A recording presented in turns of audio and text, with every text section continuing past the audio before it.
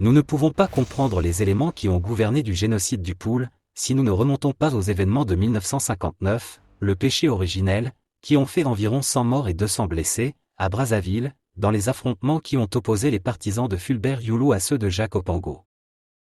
C'est le terreau fertilisé par l'ancienne puissance coloniale pour diviser et mieux régner. Les processus coloniaux de production de l'ethnicité en Afrique subsaharienne ont abouti au Congo à une division de l'espace national en un nord Bangala ou Mboshi d'une part, et en un sud Congo d'autre part dont on ne peut décrire une géographie rationnelle. Où commence le sud et où se termine le nord? Cette dichotomie explique aussi bien, pour une grande partie de nationaux que d'étrangers, les violences et les vicissitudes des changements politiques dans le pays. La guerre de 1997 s'est présentée dans bien des esprits, comme l'accomplissement d'un événement longtemps attendu, souvent avorté, mais toujours redouté. Et, s'il en a été ainsi, c'est parce que cette guerre a actualisé enfin, le mythe fondateur de la violence politique au Congo, la guerre de 1959 ayant opposé les Boshi de Jacques Opango à ceux, Lari, de l'abbé Fulbert Youlou. Florence Bernot, spécialiste de l'histoire et historiographie de l'Afrique contemporaine, de l'histoire et de la sociologie politique du Gabon et du Congo-Brazzaville, de l'histoire de la domination coloniale, des prisons, de la sorcellerie, du fétiche, du corps et de la biopolitique, souligne bien cette dimension fondatrice de la guerre de 1959 lorsqu'elle écrit. Dans le monde politique congolais, 1959 est devenu un de ces grands mythes fondateurs décrits par Georges Balandier, une illusion sociale essentielle, foncièrement ahistorique. L'événement installa le pays dans une contradiction fondamentale, la croyance répandue partout dans un conflit nord-sud, et dans la pratique politique, électorale et clientéliste, le continuel réaménagement, sinon la négation de cette dichotomie. Bénédicte Brunel-Laruche, ORTF, nous apporte un éclairage sur les événements de 1959. Après le vote massif en faveur du oui au référendum du 28 septembre 1958, le Congo-Brazzaville devient un État membre de la communauté française. L'Assemblée territoriale élue en 1957 en application de la loi-cadre se trouve composée de 22 élus de l'Union démocratique de défense des intérêts africains, UDDIA, le parti du maire de Brazzaville Fulbert Youlou, contre 23 pour la coalition menée par le Mouvement socialiste africain, MSA, de son principal opposant, Jacques Opango. La création rapide des nouveaux États de la communauté à la fin de l'année 1958 conduit à une lutte acharnée entre les leaders en concurrence. Le 28 novembre, l'abbé Youlou profite de l'absence des élus MSA qui ne parviennent pas à s'entendre sur les futures institutions avec les élus UDDIA, pour faire proclamer par ses seules forces la République du Congo. Jacques Opango dénonce ce coup d'État constitutionnel, mais certains des élus de sa coalition se rallient à Fulbert Youlou, renversant ainsi la majorité de la nouvelle Assemblée législative en faveur de l'UDDIA. L'abbé Youlou devient Premier ministre le 8 décembre 1958 et il décide de transférer la capitale de Pointe-Noire à Brazzaville où il a ses principaux soutiens. Opango réclame de nouvelles élections législatives pour mars 1959, conformément au calendrier prévu, mais Youlou s'y refuse. La tension monte. Le 16 février 1959, plusieurs militants Botchi de la coalition de Jacques Opango attaquent à Brazzaville des partisans de l'UDDIA ou supposés tels, principalement Lari, provoquant des affrontements sanglants qui prennent une coloration ethnique.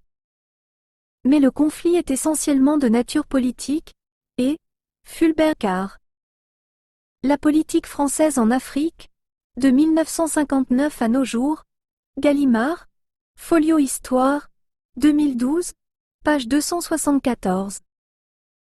Or, parce qu'elle a plus que tout autre événement post-colonial réalisé le mythe fondateur de 1959, la guerre de 1997 opposant Sassou Nguesso, Boshi et donc, nordiste, à Pascal Lissouba, Zabi et par conséquent, sudiste, ne pouvait pas ne pas réaliser, simultanément, la négation de la dichotomie qu'instruit le mythe. Ne serait-ce qu'à cause de la présence sur le sol congolais d'une armée étrangère prenant parti pour la rébellion. Cette internationalisation de la guerre qu'atteste l'action décisive de l'armée angolaise, suggère ainsi des enjeux dont la nature disqualifie, sans aucun doute, la réalité d'une guerre nord-sud. Pour continuer à entretenir ce mythe nord-sud et entretenir son effort de guerre dans le Pool, Denis Sassou Nguesso va prononcer un discours hallucinant et irréaliste, à Talangaï en 1999 pour disposer d'une base sociale, un réservoir de miliciens, Cobra. Discours de Sassou Nguesso à l'attention des fils et filles du Nord-Congo. Dimanche 21 mars 1999 à 9 h. Dispensaire Marianne Bouabi. Croisement rue Ossio et Ave. Talangaï. Quartier Mikalou. Je vous remercie d'avoir répondu à mon appel. Je suis convaincu que vos chefs de quartier ont fonctionné comme souhaité, mais le moment est très court et le temps presse pour que notre rencontre dure. Alors, je ne vous dirai que l'essentiel de mon message et je ne parle pas en parabole.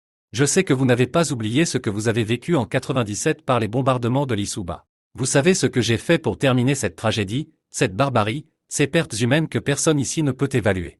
Vous avez marché sur des corps. D'aucuns diront que Sassou a terminé la guerre, mais moi je dis que c'est d'abord la détermination du peuple nordiste de vouloir, je dis bien, vouloir finir ces malheurs infligés par l'Issouba. Beaucoup de jeunes sont venus du Nord pour se joindre aux jeunes Brazzavillois nordistes et lutter à mes côtés. Après 6 mois d'ivresse de paix retrouvée, il fallait bien repartir sur le chemin de la reconstruction. Vous avez certainement constaté comme moi, le pire dans la société de ces jeunes de Talangaï Mikalou. Des pillages se terminant surtout par des règlements de compte.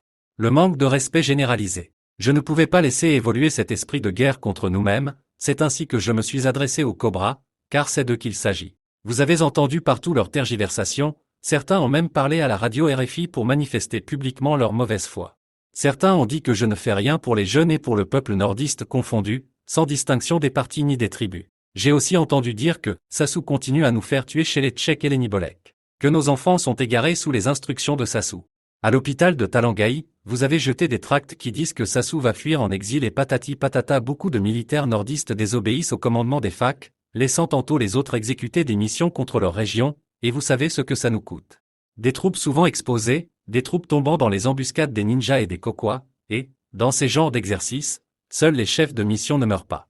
À qui est donc la faute si nos jeunes, nos enfants périssent toutefois qu'ils vont au service de la République? Est-ce qu'il manque d'officiers nordistes ici où nous sommes? Est-ce que vous savez que le Nord a le record en effectif d'officiers?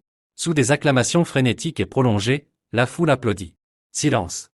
Je vais maintenant vous dire que la paix à laquelle vous croyez n'est que superficielle, votre paix ressemble au repos d'un prisonnier dans sa prison.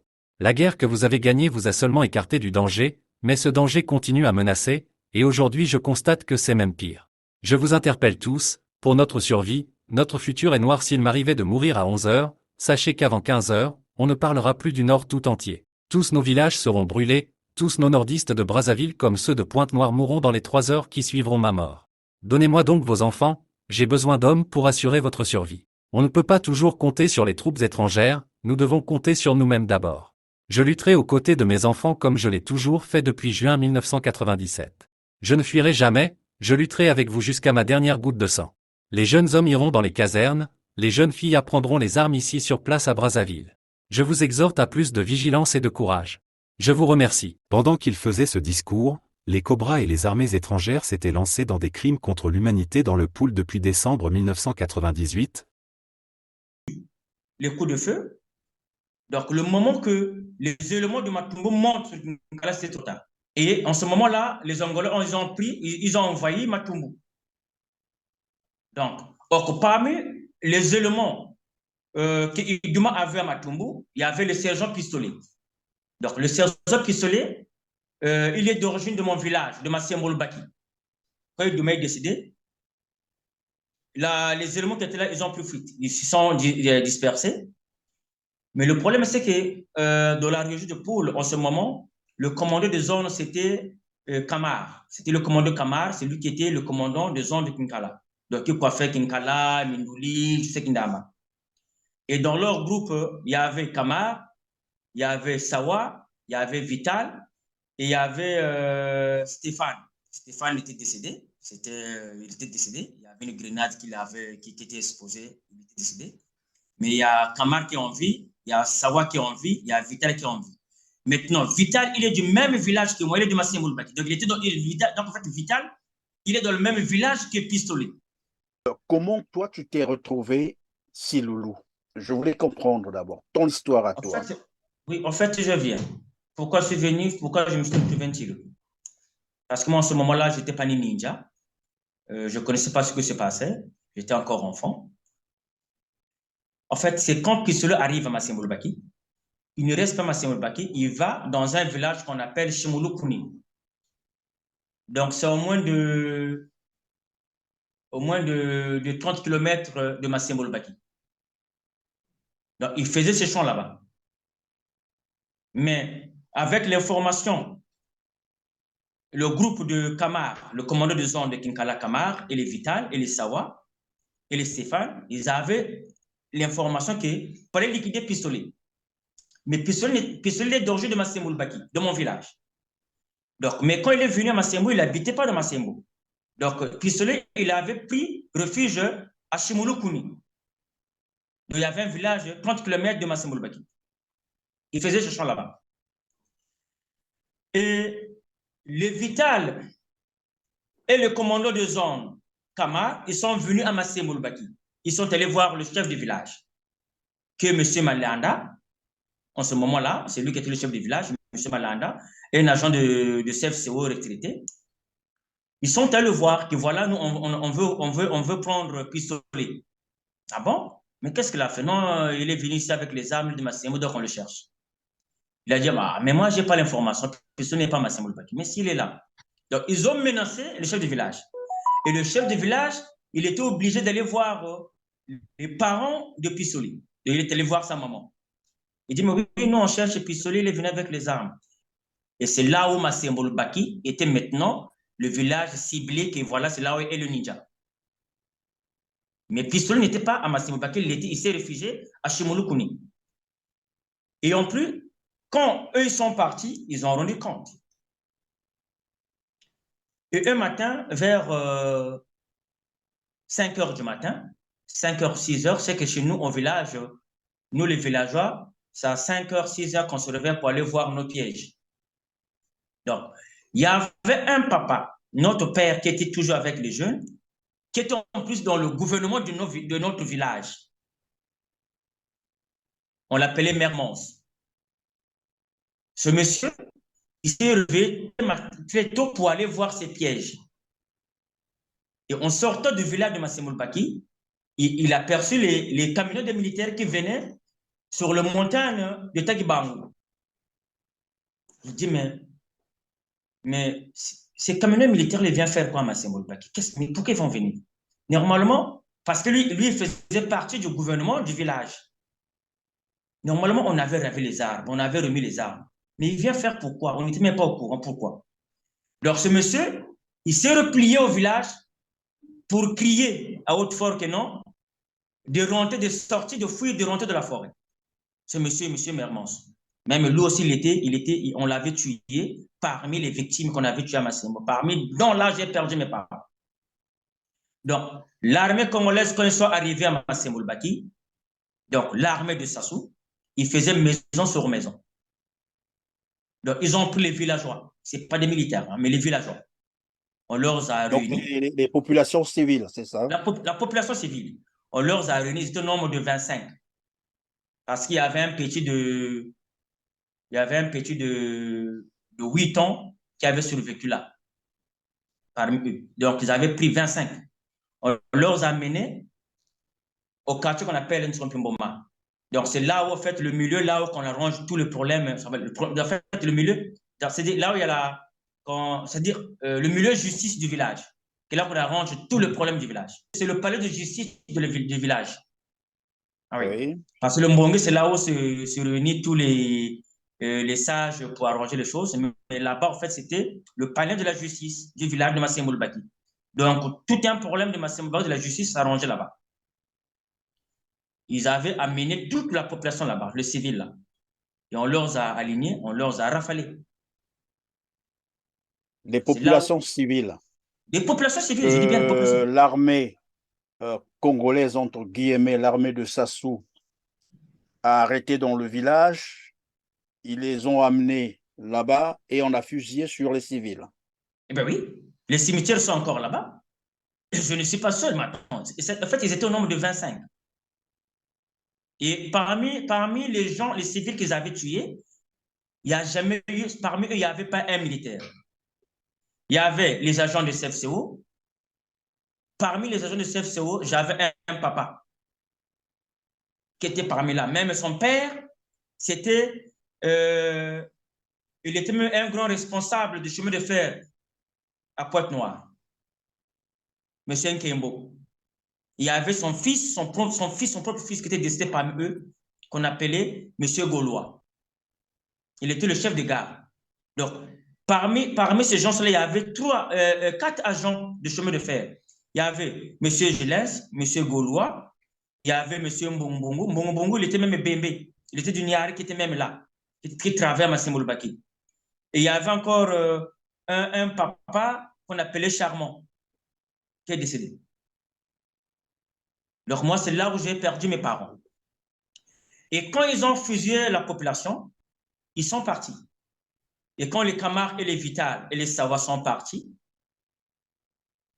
et maintenant qu'ils se est venu. Et comment toi, tu as perdu tes parents? Mais c'est dans le même lot que j'ai perdu mes parents. Dans le lot des 25 qu'on a fusillés, là? Oui, c'est là où j'ai perdu mes parents. Donc, il y a un survécu parmi eux qui était touché.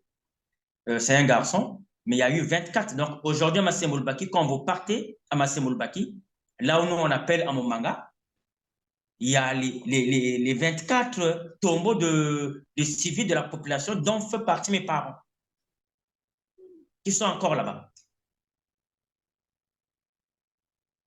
Et après, c'est là où c'est-à-dire les villageois, nous sommes sortis, on a enterré parce qu'on n'avait même pas le temps de faire des cercueils, donc on leur a enterrés comme ça. Et voilà, il faut nous dire, mais qu'est-ce qu'on fait? Donc, comme on savait la direction qu'ils avaient pris, parce qu'ils avaient pris la direction de Mouyondi. En fait, Mouyondi, à Massimolbaki, il y a un village qu'on appelle Mouyondi aussi. Donc, ils avaient pris la direction de Mouyondi. Mais quand ils sont arrivés à Mouyondi aussi, le village, ils avaient tué toute la population de Mouyondi. Donc, le village de Mouyondi, aujourd'hui, quand vous partez là-bas, il n'y a que des cimetières. Il n'y a plus personne. Donc, ils avaient exterminé toute la population de ce petit village. Ce village-là, oui. Oui. On a tous les témoignages, il y a des vidéos, il y a tout. Même la liste de tous les gens qui avaient dans ce village. Mais comme on avait ceux qui avaient pris la même direction, comme nous sommes nés au village, nos grands frères sont nés au village, donc ils savaient la direction. Puis cela a dit non, on doit quand même réagir. Mais et après, il a pris certains grands frères. Et moi, c'est là où j'ai intégré le groupe parce qu'on n'avait pas le choix. Parce qu'après quelques semaines, la région de Poul a été envoyée par les Angolais et les Rwandais. Donc, c'est-à-dire que tu pouvais pas voir un jeune dans le village. Donc, il n'y avait que des femmes. Et les femmes, en plus, qu'est-ce qu'ils ont fait? Les femmes, ils ne supportaient plus la galère. Ils ont obligé aux femmes, donc à nos sœurs et aux femmes de nos parents et de nos grands frères, de montrer là où se cachaient les hommes dans la forêt. Donc, on nous a fait la chasse dans la forêt. Et là, on s'est dit non, on doit se défendre. Donc là, il fallait se défendre. Donc, on nous sommes défendus. Les autres, ils avaient pris les fusils de chasse de nos parents. Parce qu'on était villageois. Mais moi, à ce moment-là, je n'avais pas l'arme. Donc, moi, qu'est-ce que je faisais? J'ai ramassé les munitions quand on faisait les embuscades, j'ai ramassé les munitions et tout. Et de là, ce n'est pas seulement Massimolbaki.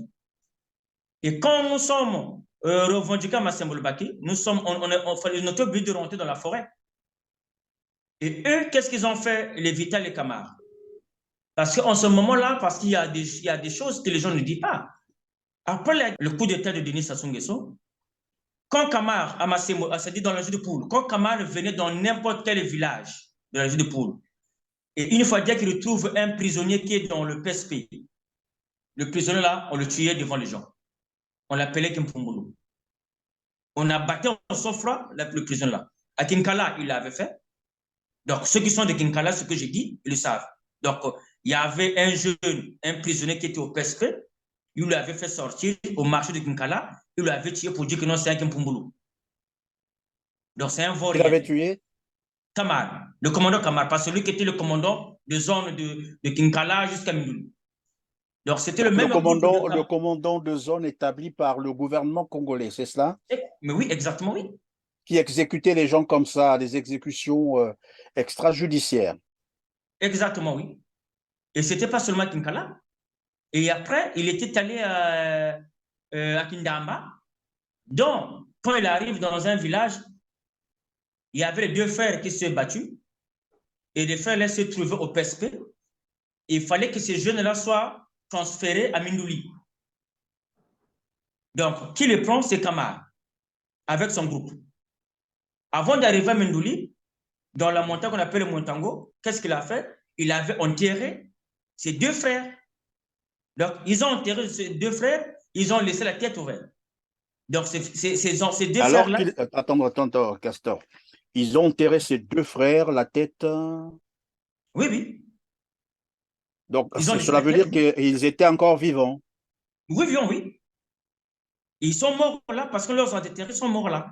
Et lesquels qu'ils ont retrouvés, ce sont les écoliers qui partaient à l'école quand on retrouvait leur corps.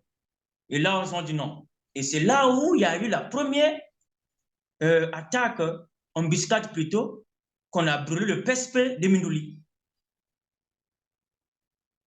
On est allé brûler le PSP de Mindouli. Et là, c'est là où maintenant qu'on appelait que les bandits armés. Et la radio commence à parler des bandits armés. Mais le problème, c'est que c'était quoi? Mais quand nous, on se défendait dans la région de Poul, dans nos villages, au niveau de Brazzaville, on nous appelait les bandits armés. Ils ne disaient pas que ce sont les villageois qui se défendent parce qu'on leur a attaqués. Mais on nous appelait les bandits armés. On dit, mais non. Mais quelques mois, on entend parler dans la radio qu'il y a les sages qui vont aller de la région de Poul pour convaincre les bandits armés. Mais on nous sommes posé des questions. Mais donc, ça veut dire qu'il n'y a pas un seul groupe de bandits armés, nous sommes nombreux. Parce que nous, on n'était pas en contact, on n'était pas contactés. Mais comment il y a le groupe de sages qui vont à la Mindouli avec l'argent pour aller parler avec les bandits armés pour leur mettre de l'argent pour entendre qu'est-ce qu'ils veulent. Mais nous ne sommes pas contactés. Mais qu'est-ce qu'on a fait? On est monté à Mindouli. On était derrière les collines de Mindouli pour voir si on était nombreux. Et du coup, on a perçu à distance les voitures, les camions, les élus qui viennent. Parce que les sages qui étaient venus à Mindouli, ils n'étaient pas logés à la gare de Mindouli. Ils étaient logés à l'église catholique de Mindouli. Donc, et nous, du coup, on a aperçu les camions des militaires, des élus, qui vont vers l'église. On dit, mais c'est quoi? Mais comme à Mindouli, nous, on était à pied. Là où on était pour arriver là où était l'église catholique de Mindouli, avec des montagnes, le temps que nous on arrive là-bas, c'était trop tard. Donc, lesquels qui ont fait ce coup-là? C'était Vital, les Kamar, les Sawa, donc toujours le commandant de zone. Parce qu'ils savaient que ces gens étaient venus avec l'argent. Mais qu'est-ce qu'ils ont dit après? Ils ont dit que c'est nous, les Ntiloulou, qui avaient tué ces gens-là, ces sages-là. Qu'est-ce qu'ils ont fait au niveau de l'église? Parce que je n'ai pas bien compris. Ils sont venus normalement pour vous rencontrer, pour essayer un peu voilà, de trouver un accord de paix, bon, voilà, qu'on revienne un peu au bon sentiment, c'est cela. Et la rencontre devait avoir lieu à l'église catholique, vous avez dit, c'est ça? Et qu'est-ce qui s'est fait? Est-ce qu'ils sont arrivés à l'église et qu'est-ce qui s'est passé à l'église? En fait, nous, on ne connaissait pas le lieu là où on devait se rencontrer. Mais on avait entendu une communiqué qui était passé à la radio. Que soi-disant, il y avait les sages de Poul et les prêtres qui étaient en route pour Mindouli, de la région de Poul, pour rencontrer les bandits armés. Donc, nous qui se défendaient, qui faisaient les légitimes défenses, donc, Sassou nous appelait les bandits armés. Mais pourtant, ils connaissaient bien la cause de ça. Ils étaient au courant. Parce qu'il n'y a jamais eu les jeunes de Poul qui sont allés à Brazzaville pour attaquer Brazzaville. Mais c'est lui qui avait envoyé l'armée dans nos villages. Mais on nous appelle les bandits armés. Mais dans la région de Poul, il n'y avait pas un camp militaire. Il y avait même, c'est-à-dire jusqu'à aujourd'hui, il n'y a jamais eu un camp militaire dans la région de Poul.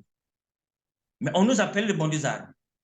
Donc, en fait, quand nous, on a entendu la communication, on s'est dit, ah tiens, ah, mais là, ça nous avantage, peut-être nous ne sommes pas nombreux, donc on va aller pour voir ce groupe-là, pour se réunir, pour faire notre résistance.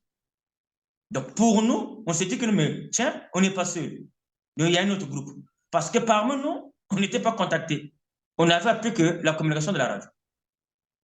Donc, nous aussi, on est monté sur Mindouli Donc, dans le 4 points de Mindouli pour voir, parce que Mindouli, c'est notre village. Donc, la région de Poul, c'est les villageois, donc on connaît les 4 points de nos villages. Mais dommage, quand les sages sont venus, les sages n'étaient pas logés à l'hôtel à la gare ou bien de Mindouli. Ils étaient logés à l'église catholique de Mindouli. Donc, eux, ils étaient au courant, mais nous, on n'était pas au courant. Mais eux, ils étaient au courant. Mais nous, on n'était pas au courant. Nous, par rapport à l'information, la communiqué qu'on avait entendu à la radio, donc il y a les sages qui sont venus à Mindouli pour rencontrer les bandits armés. Donc, pour nous, les bandits armés, c'est nous. Mais le problème, c'est que nous, on n'a jamais été contactés. Donc, ça veut dire qu'il y a plusieurs groupes de bandits armés. Donc, allons-y voir. Peut-être qu'on va faire l'alliance avec ces bandits, les autres groupes bandits armés pour défendre nos droits. Mais quand on arrive à Mindouli, dans les 4 points de Mindouli, sous les collines, on aperçoit les camions de l'armée qui viennent. On dit, mais les camions, ils viennent faire quoi encore? Et les camions, ça monte direction l'église. Et après, tout à coup, on a entendu le coup de feu. Et le moment que nous sommes arrivés vers là-bas, c'était trop tard.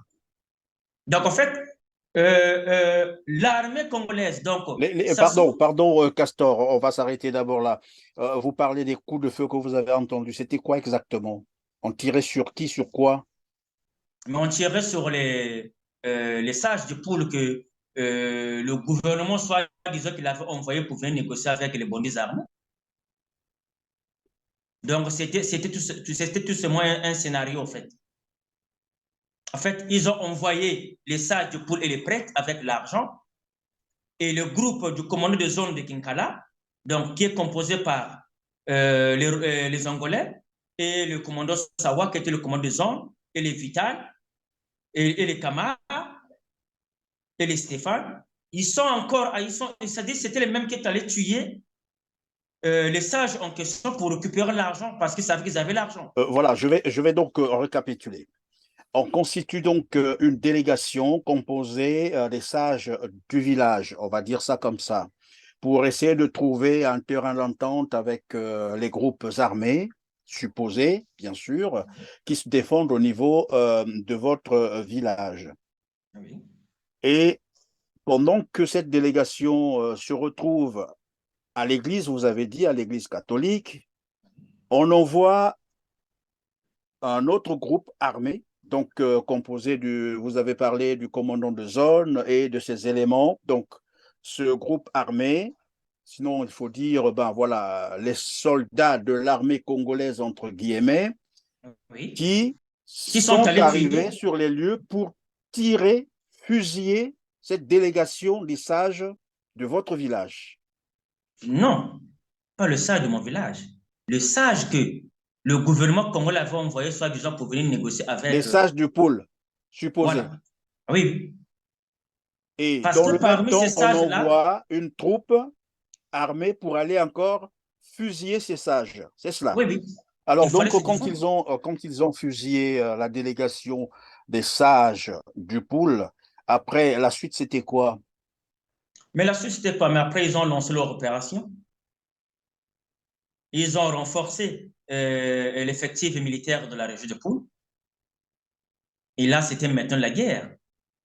Mais le problème, c'était quoi? Nous, on se disait que nos moquettes ne sont pas seuls. Et là, nous sommes réfugiés dans la forêt de Bangou.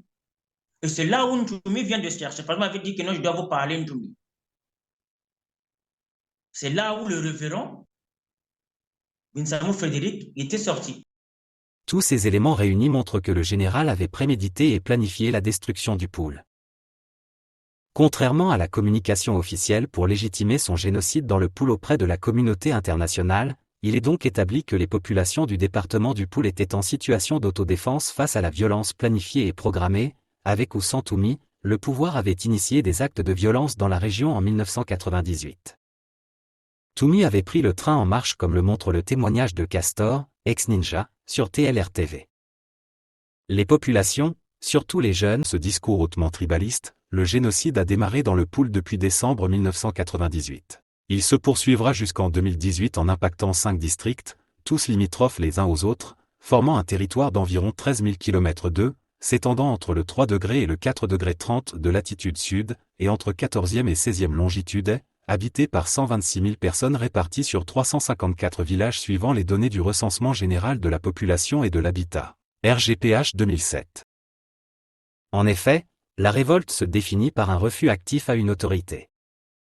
Se demander s'il existe un droit à la révolte, c'est se poser la question de légitimité qu'aurait un peuple à s'élever contre la dictature qui sévit dans le pays devant les malheurs qu'elle crée au sein des populations. La loi d'un État est au-dessous du droit à la révolte, celle-ci est légitime lorsqu'il s'agit de défendre un droit naturel, le droit à la vie. Ce génocide était planifié comme l'atteste le projet Mouebara, Colombe, 1 et 2. Le pouvoir n'a jamais porté plainte contre le site Opinion Internationale qui en a publié les belles pages. En 2023, les langues commencent à se délier et valider ce projet Mouebara. On a bombardé dans le Pool, le ciel n'est pas tombé, déclare Jean-Dominique Okemba. Nous devons aussi souligner le discours de Denis Sassou Nguesso devant l'hôpital de Talangaï en 1999, extrait du discours, sans oublier sa menace sur le goût du sang aux populations du Pool. C'est pour cela que RCEP publie le présent documentaire afin d'attirer l'attention des opinions nationales et internationales sur une situation des droits humains toujours aussi préoccupante, où les violations commises demeurent impunies, comme c'est le cas pour les disparitions de 1999 et des crimes humains commis dans le Pool de 1998 à 2017. RCEP espère que les informations rendues publiques grâce à ce documentaire encourageront les organisations judiciaires nationales et internationales à prendre les mesures qui s'imposent pour empêcher de nouvelles atteintes aux droits humains. RCEP espère également contribuer à l'instauration d'un débat dans le pays même, afin que la République du Congo mette fin à la culture de l'impunité et rompe avec une longue tradition de violation grave des droits humains. Pour que la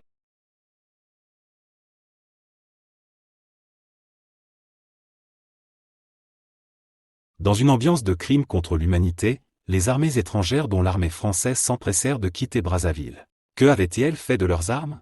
Seules, les troupes françaises vont se déployer dans les rues de Brazzaville dévastées, soi-disant, opération d'évacuation de leurs compatriotes.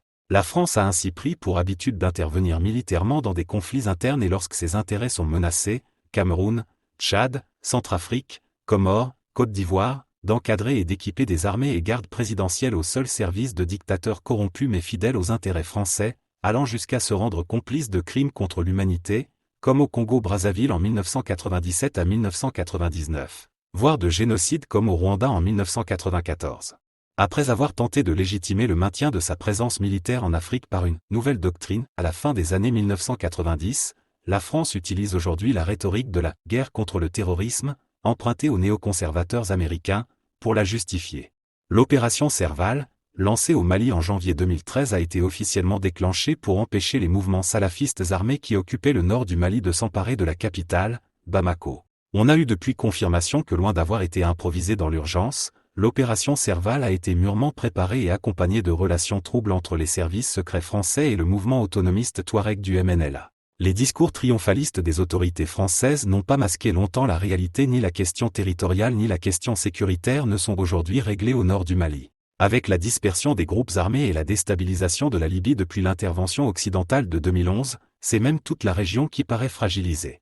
Prétendant régler le problème par une ingérence militaire accrue, la France a réorganisé tout son dispositif militaire avec la création de l'opération Barkhane 3500 hommes dans la zone sahélo-saharienne. Cette recolonisation militaire est officiellement avalisée dans la loi de programmation militaire 2014 à 2019 au fort accent France-africain, qui réaffirme dangereusement les visées néocoloniales de la politique étrangère française, en particulier à l'encontre des pays d'Afrique subsaharienne. Cette politique passe sous silence l'aspect dictatorial de certains ralliés, Tchad, Cameroun, Congo, Mauritanie, encourage les dérives sécuritaires des autres, au nom de la lutte contre le terrorisme, et ne règle aucun des problèmes politiques et sociaux qui permettent aux groupes armés de prospérer. En France-Afrique, ces dernières considérations n'ont jamais été prioritaires. Depuis 1960, la France a officiellement effectué plus d'une soixantaine d'interventions militaires en Afrique, contre une pour la Grande-Bretagne, auxquelles il faut ajouter les interventions officieuses, sous-traitées à des mercenaires, dont les plus connus sont Bob Denard et Paul Baril, et les interventions secrètes, menées par les forces spéciales, ou clandestines, menées par le service action de la DGSE. Sous prétexte de protection des populations ou sous couvert d'évacuation de ses ressortissants, et en vertu ou non, selon son intérêt du moment d'accord avec les régimes concernés, Il s'agit en réalité de s'ingérer dans les affaires intérieures d'un pays, protection ou destitution d'un chef d'État, ou de protéger les intérêts français.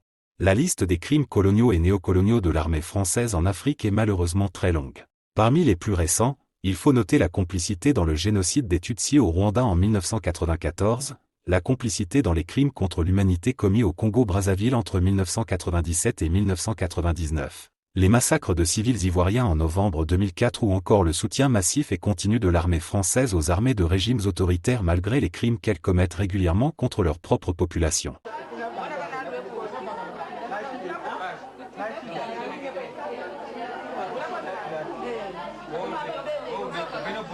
Nous n'enregistrons pas moins de 200 personnes par jour.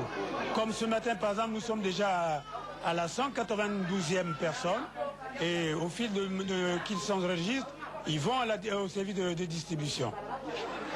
Massoumou Paul, progresser, c'est par billet. Après s'être nourri de feuilles, de racines ou de fruits sauvages pendant des semaines et pour certains des mois, c'est la première distribution de riz, bientôt le premier repas.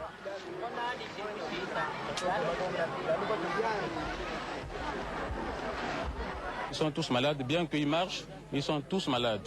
Et la maladie qui a un taux le plus élevé, c'est la malnutrie. Et les malnutris sont à un nombre plus élevé. Il y a aussi ceux qui souffrent du palu. Depuis que nous sommes ici, nous sommes déjà à 55 cas de décès. Tel qu'aujourd'hui, la nuit d'aujourd'hui, nous avons enregistré 5 cas de décès.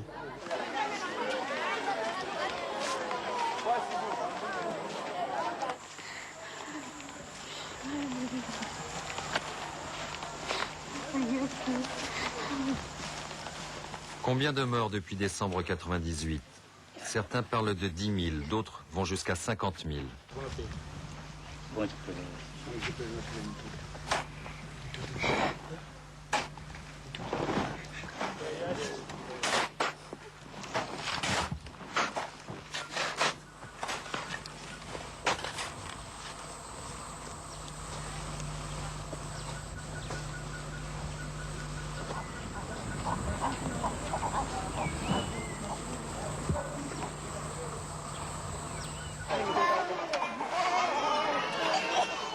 Dans ce quotidien où la peur et la mort dominent, Médecins sans frontières a installé un centre nutritionnel thérapeutique pour les plus gravement atteints. En dehors de l'amaigrissement, on constate l'apparition d'œdèmes des membres inférieurs et de bouffissures du visage, de la décoloration des cheveux. Bon, ça c'est une forme de malnutrition très sévère qu'on appelle le kwashiorkor et qui est pris en charge ici. On en constate malheureusement de très nombreux cas.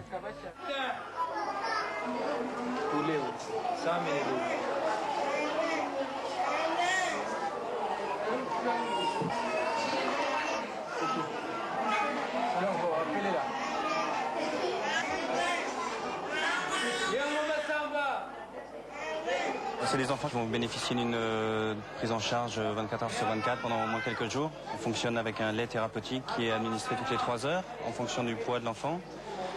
Et ça, c'est pour l'aspect nutritionnel. Et ensuite, il y a un traitement systématique qu'on administre à l'entrée des enfants pour traiter les pathologies associées, le paludisme, un traitement antibiotique pour combattre les infections sous-jacentes.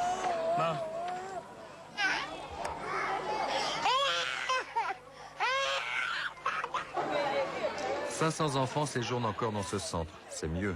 Lors de notre passage à la mi-décembre, ils étaient plus de 1000. Il faut souligner que depuis, Médecins sans frontières a ouvert un autre poste à 50 km à l'ouest.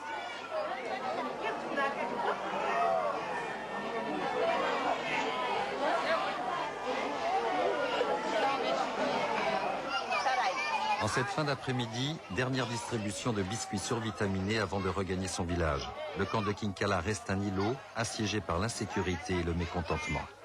Il y a des tirs la nuit, les soldats sont pas ravitaillés, ils peuvent être parfois énervés, agacés, etc. Il y en a beaucoup. Il y a des rebelles, dit le commandant, qui sont à proximité, selon ce qu'on nous dit. On reste vigilant.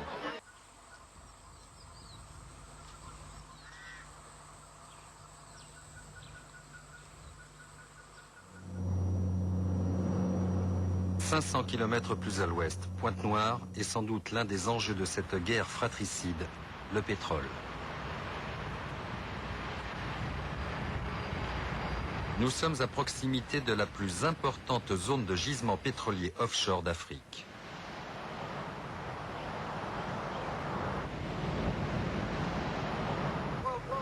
Un autre barrage, mais un contexte bien différent. Pas de troupes rebelles en vue, mais un trésor à protéger, l'or noir, première source de devises du pays.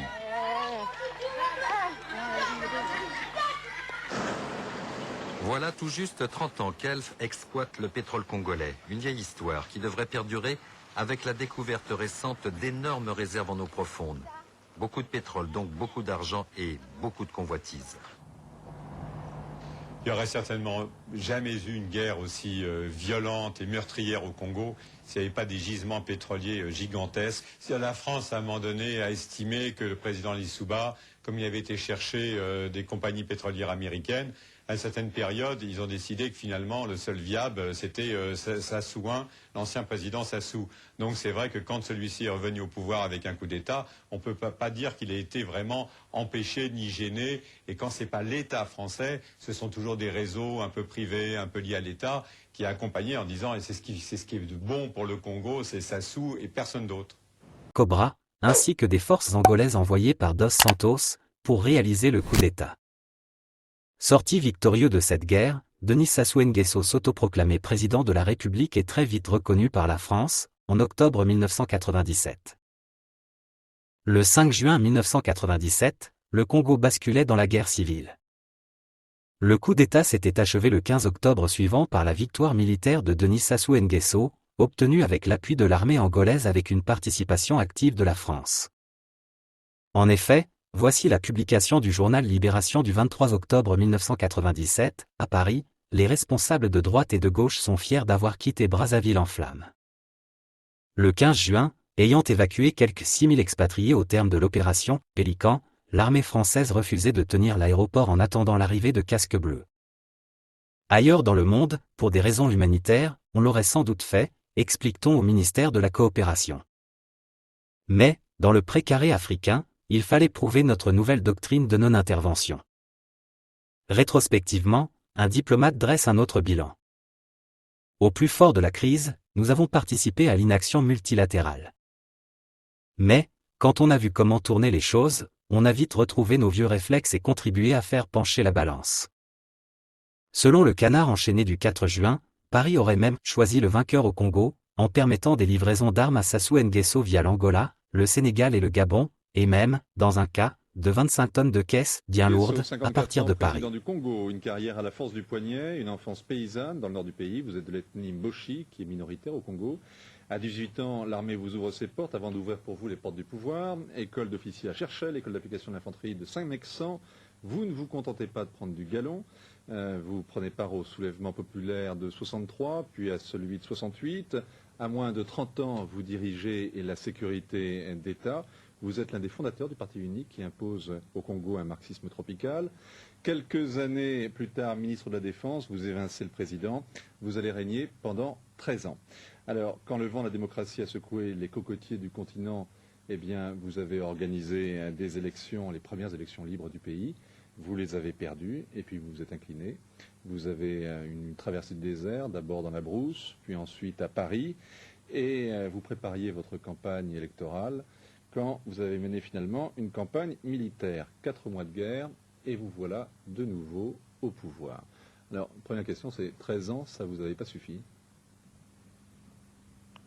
13 ans avait suffi puisque nous avons organisé les élections, nous les avons perdues et nous avons permis l'alternance dans la paix.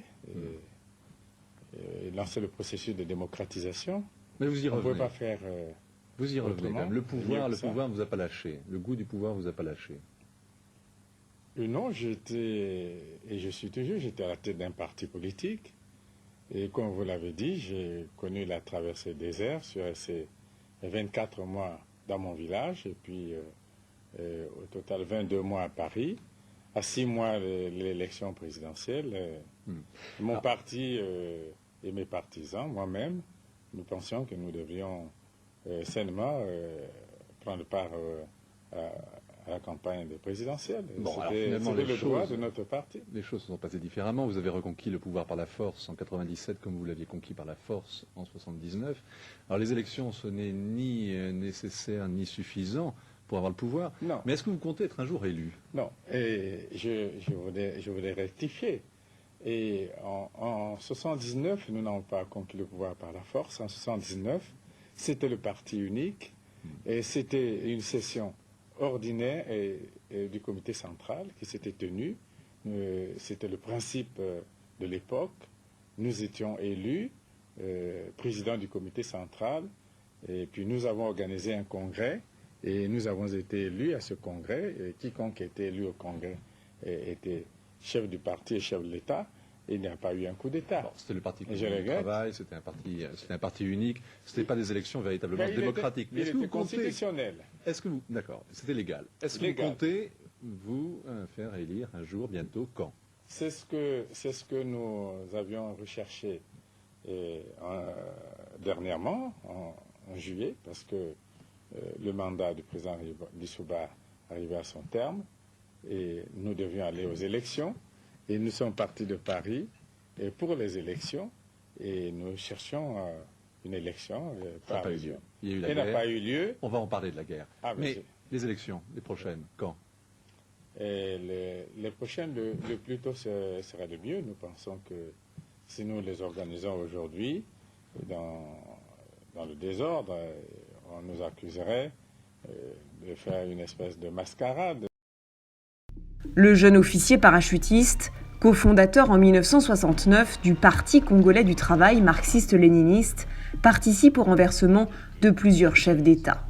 Alphonse Massamba Deba, Joachim Yombi Opango. En 1979, l'ancien agent des renseignements et ministre de Ngouabi, assassiné en 1977, accède au pouvoir. Sa trajectoire est stoppée net. En 1992, il est battu lors de l'élection présidentielle face à Pascal Lissouba. Je ne peux pas dire que le marxisme est imprégné d'une manière aussi profonde que ça l'esprit ou l'âme africain, en tout cas l'esprit ou l'âme congolais. Il s'agit d'une sorte de mode. Et je peux dire que cette mode est passée. Le Congo s'enfonce alors dans un cycle de violence.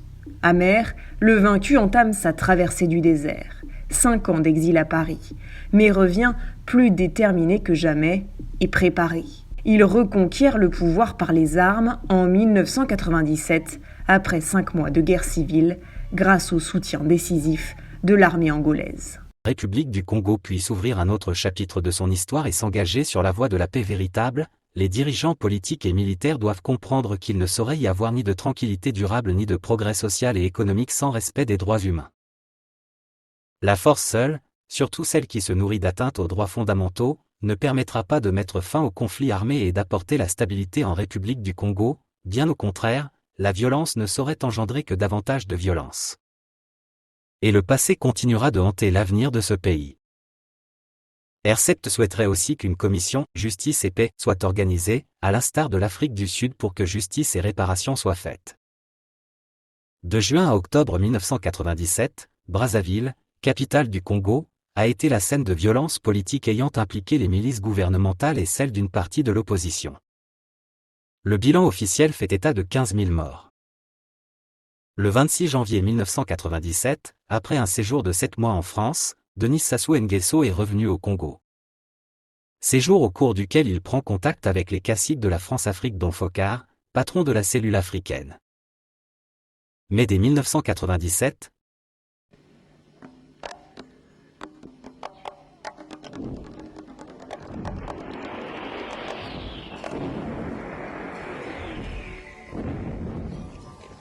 Avec sa petite famille, Fortuné a marché une semaine pour rentrer à Brazzaville. Sa chemise bleue et quelques affaires, c'est tout ce qu'il a pu ramener chez lui. Premier regard sur la région qu'il a fui il y a bientôt une année, premier checkpoint de police. Avec lui sa grand-mère et sa petite sœur de 15 ans qui vient d'accoucher en forêt.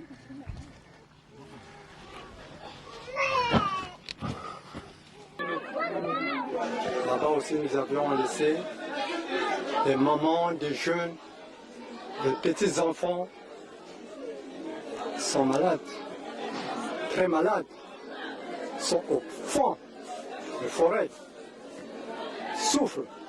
Ça fait 1 semaine, 2 semaines, 1 mois sans manger. Donc c'est pas ici en ville, c'est là-bas. Vous allez là-bas, aux forêts. Allez aider les autres qui sont là-bas. C'est pas ici.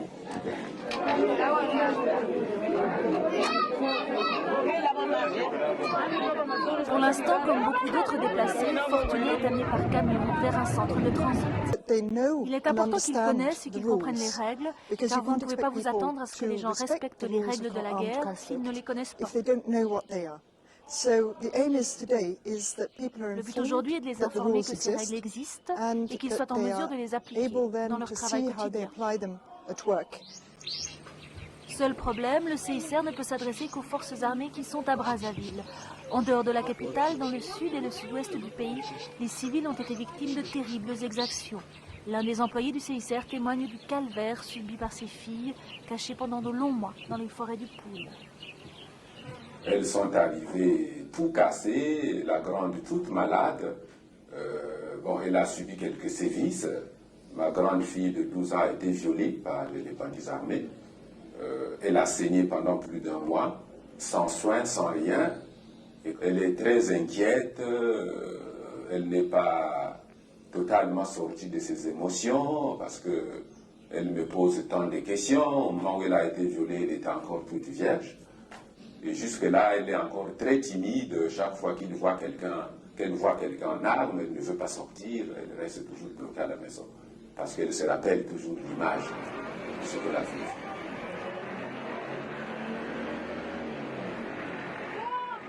On est là debout dans la rue, c'est bien, on se voit, on se salue, on est plus gentil, mais il faut voir les réalités que nous vivons. Venez chez moi, vous verrez dans quelles conditions les gens dorment. On dort à même le sol, on est à des nattes, des matelas. Le matin, on se réveille. Bon, on se dit, tant mieux, l'essentiel est qu'on est en vie. Pour aider les plus malnutris, le CICR et plusieurs autres organisations humanitaires ont mis sur pied dès mai 1999 un centre spécialisé. Cet ancien campus universitaire au centre-ville accueille plus de 1300 personnes, dont au moins 800 enfants. Les cas les plus critiques sont évacués à l'hôpital. Ici, on gère des programmes alimentaires capables de redonner leur force à ces petits bouts d'hommes.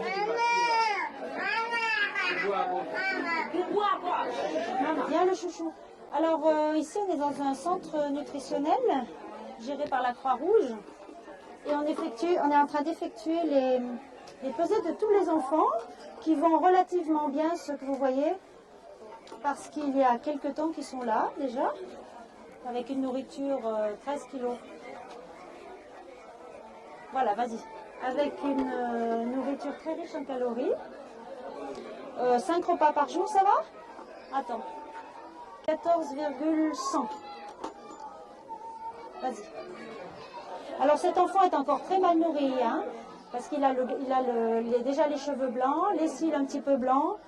On voit encore la maigreur, pas très très flagrante. On voit qu'il a bénéficié quand même de la nutrition.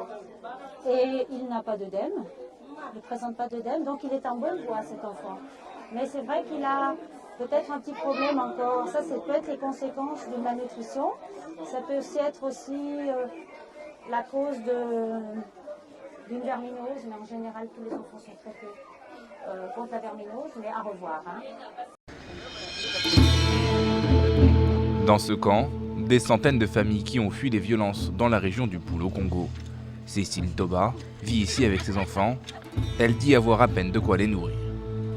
Bede kuguni mpashukwa tuti amona kujinkala foto ta chama nkuni mujja shika tuchema nkuni ko katula ta jana bala ko kuiza kunza ko buke tula ku mwana ni boko amboka boko anisa kufutu kala kuna kuleptala bukwenda kuna butako tula kuna ka fome mwana ka buta abako. Faute de nourriture, environ un enfant sur 5 souffre de malnutrition. Selon l'ONU, au moins 80 000 personnes ont fui leur maison dans la région du Poul depuis avril 2016. Conséquence, des violents combats qui ont éclaté après la réélection controversée du président Denis Sassou Nguesso. Les déplacés sont dans une situation difficile, il manquait de tout et nous, en tant que programme alimentaire mondial, on essaie de mobiliser les ressources pour apporter une assistance alimentaire d'urgence à ces déplacés-là. Les fonds récoltés par le programme alimentaire mondial permettront d'aider plus de 40 000 déplacés pendant un mois.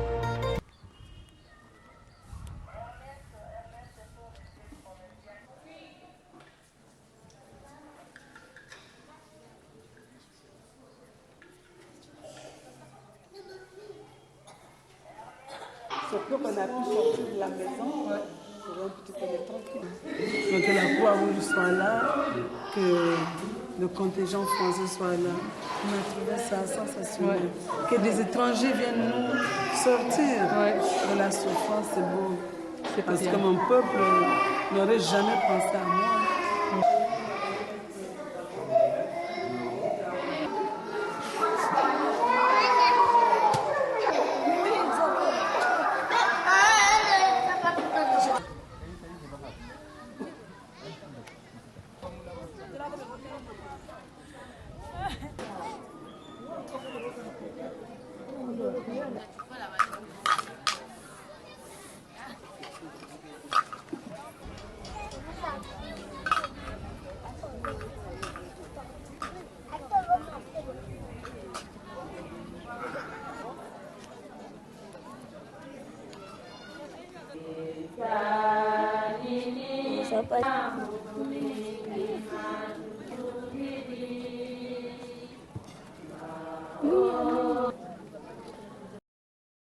Déchirure du tissu social et économique, destruction de nombreux équipements et de bâtiments publics et privés, traumatisme psychologique. La guerre a fait des ravages, laissant le pays profondément divisé. Nous sommes en 1999 et 2000. Le Congo sort à peine d'une guerre civile, qui a été ponctuée par un coup d'État orchestré par Denis Sassou Nguesso en 1997 contre le président Pascal Lissouba. Restituer la trajectoire du système dans son ensemble devient une nécessité pour comprendre les enjeux de cette période, avant d'en dégager les lignes de force. Ce qui revient à dire que les oppositions politiques et militaires qui ont rythmé les convulsions de la transition démocratique au Congo, particulièrement celle de 1997, ne sont pas des produits ex nihilo mais livrent leur intelligibilité à partir du corpus historique de leur préparation et de leur apparition qui se confond avec l'histoire même de la classe dirigeante. Tous les subterfuges sont bons pour Sassou Nguesso de réveiller les contradictions pour lui permettre de recentrer les conflits autour de la prééminence ethnique pour se construire une base sociale. Anga pour Ikonongo. Toumi pour le Poul. Argumenter auprès de la communauté internationale de la présence d'une rébellion. Mais a-t-on pour cela le droit de déployer de l'armement lourd, pour tuer, brûler et déplacer des masses de population pour cela ? Tous les médias internationaux font état d'une guerre pour traquer un rebelle. Erreur. L'objectif poursuivi, c'est la conservation du pouvoir par une violence permanente jusqu'à éliminer une ethnie qui contrecarre ses plans. Génocide ou pas ? Aujourd'hui, pas d'hésitation, parce que c'est bien de cela qu'il s'agit, un génocide toujours en cours d'ailleurs. Un génocide multiforme, celui du massacre de personnes physiques par milliers, mais aussi un génocide éducationnel, c'est l'éducation qu'on assassine en pulvérisant les écoles sous les bombardements. Dans les rares qui ont subsisté, on peut voir 300 élèves assis à même le sol. Allez voir l'état des villages, les maisons brûlées, avec les arbres fruitiers tronçonnés et les survivants qui meurent de faim. Tout cela a été prémédité, opération Mouébara. Quand, depuis plus de 20 ans, au Poul, on tue des citoyens non armés, qu'on humilie les gens en mutilant des cadavres, qu'on pousse des soldats contaminés par le VIH à violer des femmes, qu'on nie la mort des victimes qui n'ont ni le droit de vivre ni le droit de mourir, le pouvoir détruit physiquement un peuple, son propre peuple, efface son histoire, supprime son âme, nie son existence même. Comment appeler cela sinon un génocide ? C'est pourquoi, il est toujours, nécessaire de continuer ce travail de reconnaissance des morts et des disparus. Le génocide aurait été déclenché en 1977 après l'assassinat du président Ngouabi le 18 mars, à l'instigation de Sassou Nguesso, alors ministre de la Défense et de la Sécurité, suivi aussitôt le 22 mars de celui du cardinal Bienda, archevêque de Brazzaville, convoqué par le ministre pour témoigner devant le comité militaire du parti après l'assassinat du président, un piège pour le faire disparaître à son tour. On a fait disparaître aussi l'ex-président Massamba Deba ainsi que les témoins du pool au procès des présumés assassins de Ngouabi, le 6 février 1978. Cela fait 20 ans que Sassou Nguesso et son clan se livrent à l'extermination des habitants dans la région du Pool. La guerre dans le Pool n'a vraiment jamais cessé. Les opérations Colombe, 1 et 2, Hadès, Hérode et Mouébara 1 et 2 suivent toujours leur cours. Mouébara est le nom de la mère de Sassou Nguesso. Des voix se lèvent contre la violence armée dans le Pool, 1998 à 2005. Voici des extraits des réactions de Monseigneur Portela, évêque de Kinkala et de Feu Sage du Pool, Florent Mienantima. Monseigneur Portela, évêque de Kinkala. C'est un cri que je lance à l'adresse de tout le pays et de tous ceux qui l'aiment. Ce qui se passe à présent dans la région du Pool est à peine supportable pour un cœur tant soit peu humain. Voilà déjà, en effet, plus de 2 mois que cette région est l'objet d'une sollicitude meurtrière qui se manifeste dans un pilonnage assidu de plusieurs localités, je cite, entre autres, Madzia, 4 fois, Matumbu, Yokama, les environs de Kololo, Ngandou, Malela, sans oublier, bien sûr, l'épicentre même du drame, la région de Kidamba et Vidza. Le motif déclaré de ces tristes opérations, c'est la présence incongrue et indésirable du chef de l'ancienne résistance et de ses jeunes adeptes qui, par leur marginalité parfois violente, il faut le reconnaître, dérangent la tranquillité des populations et ne contribuent pas du tout à la paix dans la région. Malheureusement, sans être familier de l'art militaire, on peut constater que ce ne sont pas ces cibles qu'on atteint, à cause de leur grande mobilité et de leur maîtrise incomparable du milieu. Ce sont plutôt les pauvres populations qui en subissent de graves conséquences, des vies humaines fauchées, des infirmités provoquées, des habitations détruites, des déplacements forcés, à pied, sur 50, 100 et même 200 km, avec des bagages de fortune, sans assistance médicale ni secours alimentaires, les ONG humanitaires n'y ont pas accès, semble-t-il, par manque de visa de sécurité, des décès en pleine route sans inhumation digne, un sol de plus en plus impropre à l'agriculture parce que saturé de bombardements. Il y a aussi la triste certitude de revoir, au retour, les maisons pillées, dépouillées du peu qui était resté, par ceux-là même qui sont officiellement préposés à la protection des personnes et des biens. Aujourd'hui encore, à cause des menaces de bombardement, au vu des engins lourds qui y sont acheminés, un véritable exode est en cours, des milliers de personnes se dirigent encore vers Brazzaville, désespérées, lassées de ce triste sort qui leur échoit. Ajoutez à cela, l'angoisse de tous ces jeunes, obligés de vivre cachés dans les forêts, de peur d'être traités de ninjas infiltrés ou potentiels. Quelques-uns ont été même portés disparus, par le fait de la force publique, question à instruire dans le droit et la justice. La guerre, surtout celle-ci où les populations innocentes sont les premières victimes, n'accouche que de la destruction physique et morale. Les preuves du génocide. Certaines images portent en elles la preuve que la mission des Cobras consistait à tuer les civils jusqu'aux enfants, femmes et vieillards. La preuve, cet enfant de 5 ans qui a eu les yeux crevés parce qu'il portait un pantalon violet. Premier appel du président des Sages du Pool pour solliciter du gouvernement l'arrêt des violences. Devant le spectacle macabre qui se joue dans le Pool en général, et dans son propre village, en particulier, le président des Sages du Pool, M. Mienantima Florent, réagit et demande au ministre de l'Intérieur d'assurer la sécurité des populations du Pool. Il adresse également, au même ministre, un rapport d'assassinat perpétré par la force publique à Mpayaka, son village. Mpayaka, le 20 juillet 2002. À Monsieur le ministre de l'Intérieur à Brazzaville. Objet, compte rendu d'assassinat perpétré à Mpayaka par la force publique. Nous avons l'honneur de vous rendre compte des événements survenus au village Mpayaka. Dans la journée du samedi 6 juillet 2002, au matin, un contingent de militaires des forces armées congolaises en service commandé a fait irruption au village Mpayaka, soi-disant à la recherche des ninjas. Cependant, à défaut des ninjas, ils ont tué 10 personnes non armées. 1. Nkodia Roméo, 17 ans, élève au CEG de Kibouende. 2. Bibibou Marcel Père, 82 ans, tué et brûlé dans la maison. 3. Bibibou Fils, 18 ans, apprenti menuisier. 4. Ganga Emery, 25 ans, paysan, agriculteur. 5. Makumbu Dieudonné, 18 ans, élève au CEG de Kibouende. 6. Safoula, 17 ans, élève au CEG de Kibouende. 7. Batsiba Jean, 50 ans, président des parents d'élèves de Mpayaka. 8. Lemina Albert, 70 ans, chef de village Ngamali. 9. Samba Kiazi, 80 ans, brûlé dans sa maison. 10. Nsamukunu Amba, femme de 65 ans, tuée mutilée par arme blanche. 11. Bissila, blessé par balle, non en danger de mort, est en train d'être soigné.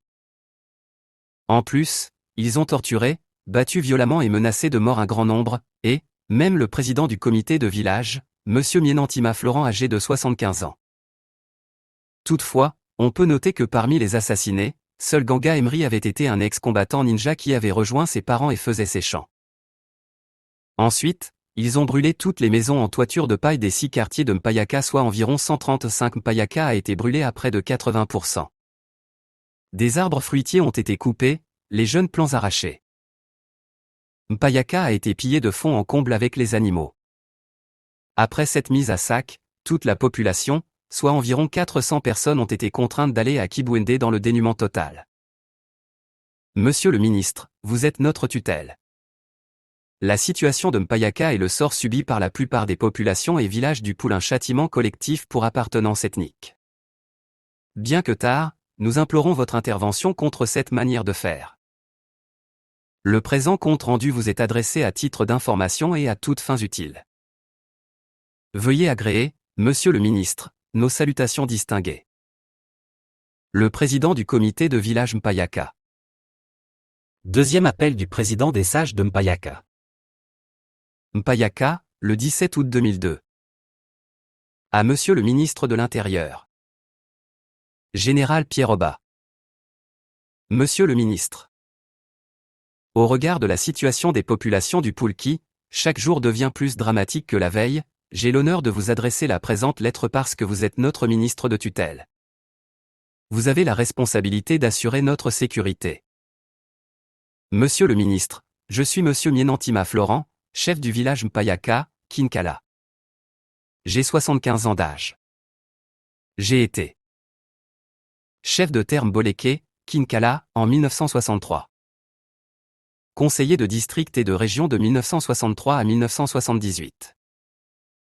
Président du tribunal de premier degré de Kinkala de 1962 à 1977. Président du comité de village Mpayaka de 1964 à nos jours. Député à l'Assemblée nationale populaire de 1973 à 1978. À cause de ma petite expérience, j'avais été élu par mes pairs présidents des sages du Poul. J'ai vécu les événements des 3 francs en 1941, les abus de la JMNR, en 1964, la recherche de Diawara dans les forêts de Gomat Setse. Aucun de ces événements ne m'a inquiété personnellement. Seuls les mis en cause subissaient la répression de la loi. En octobre 1998, les ninjas m'ont brutalisé jusqu'à me ligoter en prétextant que j'avais conduit les cobras qui avaient brûlé Kibwende. Quand ils ont vérifié, ils se sont aperçus que je n'y étais pour rien. Pendant ce temps, ils avaient déjà anéanti mes biens et détruit mes 3 parcs avec 127 bœufs. Cette fois-ci, les militaires des FAC Forces armées congolaises ont fait irruption dans mon village Mpayaka sous prétexte de rechercher les ninjas. À défaut des ninjas, ils ont assassiné 10 personnes gratuitement, blessé une par balle. Pendant ce raid, j'ai été violemment battu, sans considération de mon âge. J'ai eu 4 côtes cassées. Ils ont pillé tous les biens du village. Ils ont volé mes 20 cabris et mes moutons. Ils ont brûlé près de 135 maisons. Le village a été détruit à 80%. Dans mon cas, traqué d'un côté par les ninjas et de l'autre par les cobras, sous la peau des FAC, je me demande de quel côté suis-je. Ceci est pour dire qu'il y a beaucoup d'innocents qui subissent dans le Poul. Monsieur le ministre, au cas où vous ne le sauriez pas, j'ai l'honneur de porter à votre connaissance qu'en ce moment, les populations du Poul sont victimes des exactions les plus sévères de la part des militaires de toutes nationalités confondues.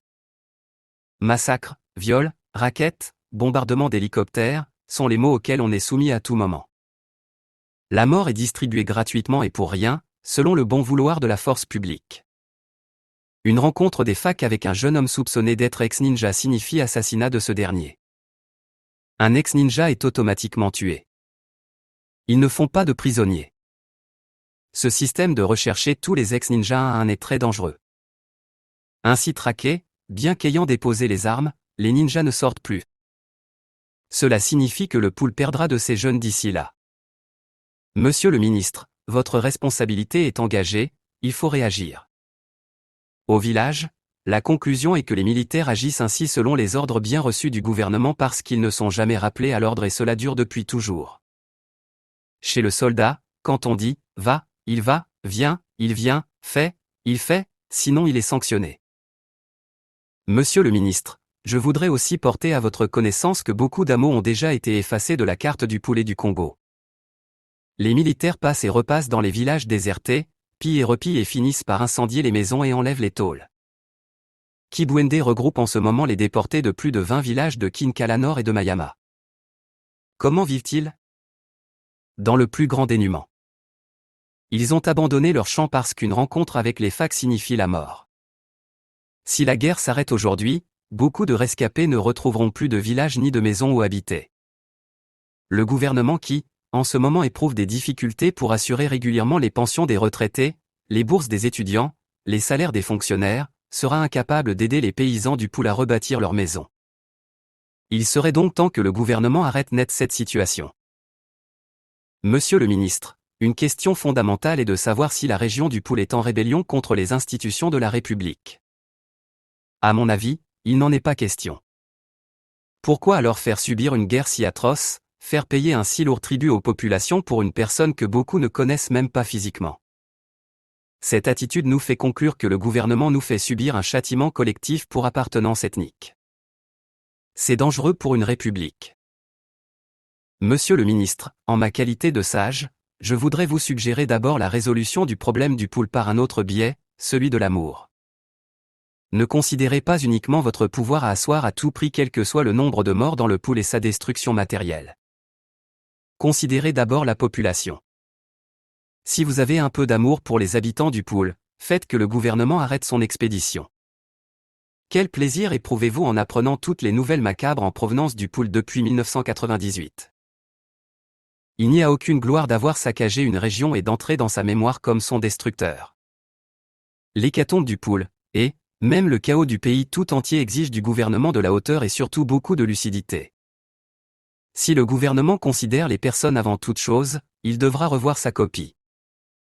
C'est alors que le gouvernement doit chercher et réexaminer toutes les données des problèmes jusqu'au bout du raisonnement. Chez les villageois, pour arriver jusqu'au bout du raisonnement dans un problème politique à plusieurs têtes, il n'y a qu'une seule approche, le dialogue. Le dialogue est le fruit de l'amour. Tout le reste n'est que perte de temps, d'énergie, de personnes et de biens. Ce que je dis est simple, mais il n'y a que ceux qui ont l'amour pour leurs semblables qui y arrivent. Un adage de nos villages dit que si le chemin se perd, il faut repartir à la croisée des chemins. Les problèmes politiques n'ont pas qu'une seule solution. Quand un schéma ne marche pas, on en prend un autre. Si on examine les accords déjà passés, on s'apercevra que certaines clauses ont été foulées aux pieds de chaque côté. Dans certains pays, par amour, pour sauver leur population, les gouvernements décrètent des cessez-le-feu unilatéraux. Pourquoi pas chez vous? Monsieur le ministre, je sais que des voix plus autorisées que la mienne ont déjà parlé dans le même sens. J'ai tout simplement voulu vous rappeler que les populations du Poul sont aussi vos citoyens et que vous avez la responsabilité de leur sécurité. Encore une fois, monsieur le ministre, nous vous implorons de faire arrêter le châtiment collectif pour appartenance ethnique des populations du Poul. Soyez notre avocat auprès du gouvernement, et, surtout auprès du président de la République.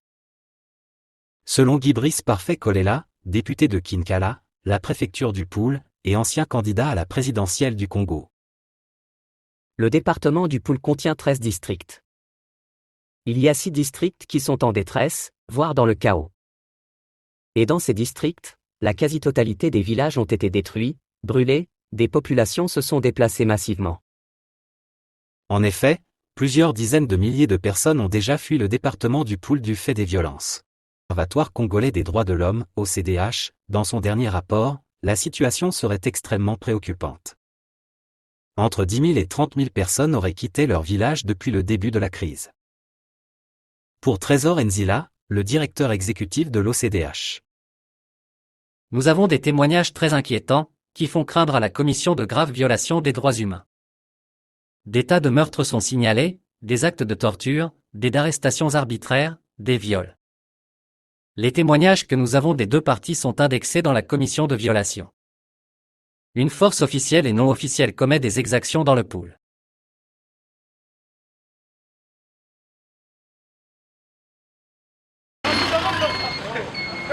Au Congo, la Fédération internationale des droits de l'homme, la FIDH, dans un communiqué rendu public ce vendredi à Paris, s'alarme de la situation des droits de l'homme dans le pool. Le département considéré comme rebelle, lit-on dans le communiqué, demeure fermé à tout observateur extérieur et les autorités congolaises, d'après la FIDH, ainsi que des groupes armés non identifiés, s'y livreraient à des violations massives des droits de l'homme. Bombardement des civils, éviction forcée des populations. Depuis kita koti la kumujinguko ni mpashi kwa tutamona bilongo kutubakila bepeli ana kutukipe donc nsekolo zambiza machimuna kudyampe kwa machimuna donc mpashi magata matatu kama lanta bamebonga batakwe mabonge katutaba zabako mboka butuduka kusagata vraiment ni motukwe bele donc nigana beto tuna beto ba jeune mpashi za jingi tutamona muntu foti saka vivre bukakwebe kugata bukakwedie foti saka bako songisa kiteso ku l'hôpitalu bako songisa menga kabyo katutavuti bya songisa ko ni shete mifulu kili mu moyo donc tweka foso kapoti bwana telemyo yimi tufimba katutazaba ko eka mpasi nizitakotela kusange tweka mvula ya mukaka kukatira sange nimpasi tutamona zoza za vrempasi tutasekila gakatira nda mamba tutasekela gakatira bangongolo kabuna bwo kwanje musamuka tuzabye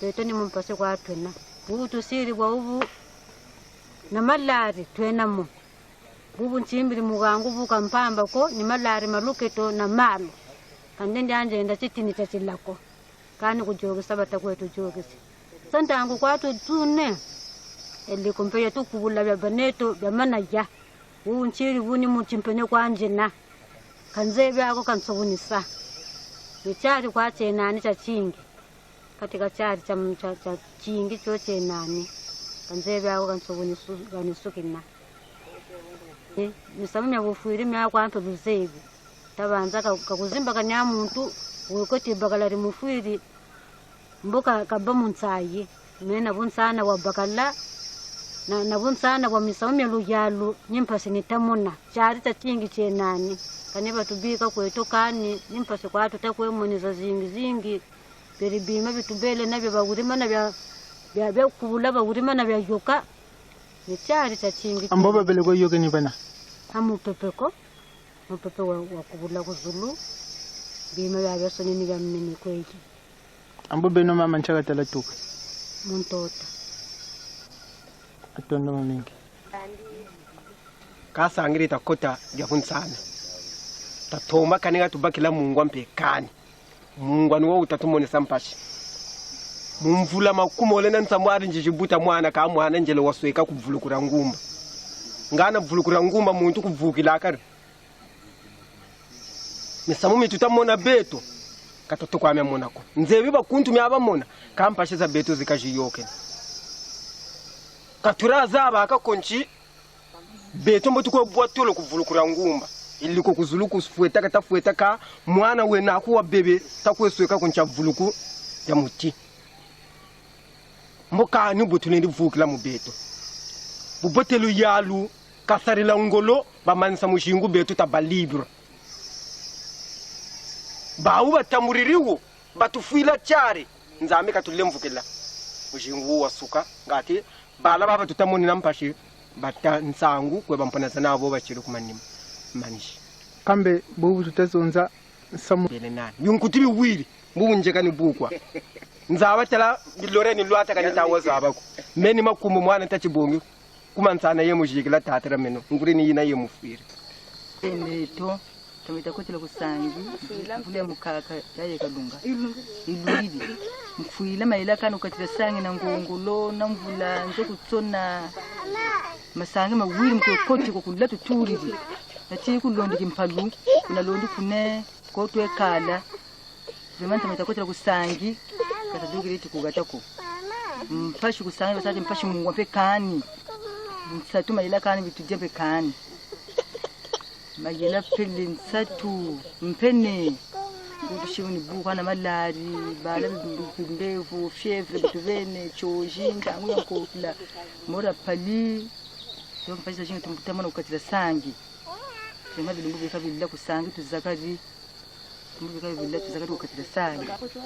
30 tokota kusangi le 30 mars chabu tutazonza toka mulande 2003 au fait za bona no kusangi tuyokesilozo mpashika jita woko jeje tutamona we liko chaque jour que kukula ka kumpimpa mwini nzoba meza bula babatikila mpangala chi vinza nzoza ansone ba bula baba gokela fe bantu mukatira nzoba bingi 32 personnes bayoka la makatranzo kulondi mpangala wo vraiment usimo wo tutachari chibu tutazonza bantu kusangana sangi bala bafyo chibe ko bakwe bele ambo bana bayoka bantu mukatranzo bakobra baba bo baka kuna kumatu kukinchini baba yitubisa amatu mpangala ni baba yokela bantu mukatranzo mena pe bibushi byole ka fomuna ni munaga yilana bala bawo donc vraiment charisona bo chatomo kumbaka chachingi chakumbaka chari po chilumbu chichi kusangi umpevuka kwiza buka kotu kuburchi kunganda nzoku ya donc vraiment butushila kani do beto mi batata mi amensoni chime yilama nzambe ko mbibuna katawo wayila wayilama ngachi bantu baduka kumagata akabutu duka kumagata nzokani nzoba meyo ko boni mutu ko turile akandi ambacho ka tuko sekelo kumagato wocho chinubu bokatu zebe ako sitana chivinza bo bafutura tunga mufoso yine yekela matu vinza talante mbe batasa bu biza biva tala vinza talaka nsubunda bora bwana vinza reyeka lantana nanda. Merci. Cet enfant que vous voyez est malade, il est souvent ripali. Ngiri kambo kanchibyo bya soni bya menijia kwa nitoka kwa yedi kwa mwendo bune katushira bene musabu tutakwe bandi ko tutakwe bandi ti ni wenzambi katunungi sanga atita banansa itata kimbangi mu biluwe bilanda tuwoka tutakwe bandi ukangana bimbevo kabitako lukwame shikona ndilu bolu takwe diri mwedia kudia kwa tata sevre mwedia kudia kabi mbevu ni bokwa bitakwe tukwame ambo bushiri ncha bimbevo ngana na bimbevu bya ntulu bimbevu bya mioyo bimbevu bya mashuba ambo mbuka chitako lukwamisha ko pali mbumbe jali tatukwamisha ngiti tata na chima chitalemo tukwamisha mpashi kwa bokanga chimusamwene nolule ndita kutasasu kwetasasu kwetasasu kanzebe amusamwene ni mutela kunako kuti tamana tamisamu kuna tameba kwati faso kuba tamba kama mama yashula kwa kusula bunu iyi ngombe ibuna kwande ni mubanje yandiki na mubeto kana mubeto kenga akatutakwe muni ku matendo nani d'abord kuba exilé je m'adresse d'abord aux exilés bantu mulari nizoza ngati bina kulawa bantu bo bayinda kumputu talaka tuzeba ko talabbe no mpasizo chitumona akabeto zaji tampilu baka mumbangi aka talaka chitalu baka ko ikabo be no mbona tubika beto to moni mpasi wontanguzi zaga kulu buna gutela beto bakulu katubaka rako nsansa bele tuki tukotele masangi tutukiri tushibumba megara munagata bibuka bemo bitakwe bele bantu bitakwe tele site mais mukatela ma site un peu les gens sont embêtés bon. Jusqu'alors quand tout ça va ko ba ko buga ta waya kan ci batu wayi laka e ka buba ta samu beto puta beto simba shi tutamona mbungura ba tutazamona asiji tutamona beto mbungura ba bantu bakakabe ko bazeba politika nchiko babingi balunguza babuyula kata yuko ka boyi bangurila kayo ibuka batache be politique ni bungungu Ka politique nkumbandi na ndi badila kanaka. Il va mouchila expliquer. Bantu batabonga le foi, ni ba innocent. Donner la vie à des innocents, détruire tout, pénaliser une génération qui devait faire quelque chose.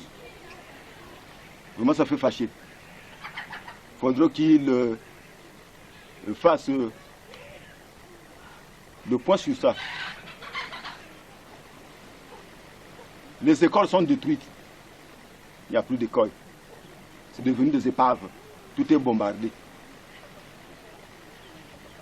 Je ne sais pas qu'est-ce qu'ils en pensent. Bon. S'ils n'étaient pas saisis, il est maintenant temps. Nous souffrons beaucoup. Nous vivons des conditions adéquates que nous n'avons jamais vécues depuis que certains sont nés. Bon, nous avons des diasporas qui ne sont pas habitués à vivre dans ces conditions-là. Mais puisque les circonstances l'imposent, ils sont contraints de vivre à côté de nous. Vous les voyez. Alors qu'ils sont habitués à une situation, à un mouvement, à une atmosphère, à une vie qu'ils peuvent mener eux-mêmes à leur manière et qu'ils méritent à leur manière aussi. Maintenant on les impose. L'homme du Poul n'est plus libre. Donner la vie à des innocents, la mort à des innocents qui ne connaissent rien. C'est malheureux, ça fait fâcher. Bon, mais sans aller trop loin. L'ONU maintenant, l'ONU. Il a tant intervenu à toutes les situations qui se passent dans ce monde-là. Puis c'est une organisation mondiale, mais qui n'arrive pas à mettre la main pour la situation du Congo. Pourquoi? Du Poul. Oui, mais le Poul, c'est le Congo. La situation du Poul. Donc l'ONU rêvait. Ils étaient financés donc. Financés par qui? Par le mouvement en place, par le gouvernement. Pour ne pas suivre une situation qui tue les gens maintenant, ils interviennent très tardivement. Ils n'ont pas encore intervenu. Moi, ça, je ne peux pas croire. Je n'ai pas eu encore les preuves. Ça, on ne peut pas croire. Parce que c'est une organisation mondiale qui doit intervenir à toutes les situations qui se situent n'importe où. Il n'y a pas très longtemps que la Côte d'Ivoire a commencé ces problèmes. 3 mois seulement, mais ils ont intervenu. Si on suit à l'autre là, le Oussama, ils ont intervenu partout. Chez Saddam Hussein, ils ont intervenu. Après là, ils ont envoyé des experts là-bas. Nous avons suivi. Donc, ils ont fait aussi autant à la Centrafrique. Oui, ils ont fait aussi autant à la Centrafrique. C'est normal. Mais pourquoi pour la situation du Poul? Donc parce que nous sommes des poulets, on peut facilement les manger. Les gens disent que le Congo, plutôt le Poul n'a pas la guerre. Un pays qui n'a pas de guerre, vraiment, peut avoir de tels enfants. Regardez cet enfant. Ils étaient au moins 12, ils sont tous morts. Le père et la mère est disparu par le fléau de la guerre. Vous voyez ce que nous souffrons ici. La malnutrition, la famine. Quand vous me voyez comme ça, c'est tout comme habit que je suis, j'en ai plutôt. Et ce comme ça, là, les gens peuvent vivre vraiment dans une république. Et pourtant, on a un président de la République. Mais qu'est-ce qu'il pense pour nous? Est-ce que tous les gens du Poul sont des politiciens? Tous les gens du Poul ont saisi les armes avec cette façon. Est-ce que même vous qui sont à l'étranger, vraiment vous avez la joie de voir ce que nous souffrons ici? Vraiment, on ne peut pas beaucoup parler, puisque nous disons que notre gouvernement est génocidaire, c'est tout. Puisqu'il veut détruire toute la nation du Poul. Et pourtant, tous les gens du Poul ne sont pas des politiciens, je le dis bien. Nous ne connaissons pas la politique. Et les gens ne mangent pas la politique. Vaut mieux qu'ils disent ou bien qu'ils achètent au moins les avions, bombardés une fois pour toutes, au lieu de nous faire souffrir comme ça. Nous souffrons. Nous souffrons vraiment, nous souffrons. Regardez. Sa mère et son père est mort par le fléau de la guerre.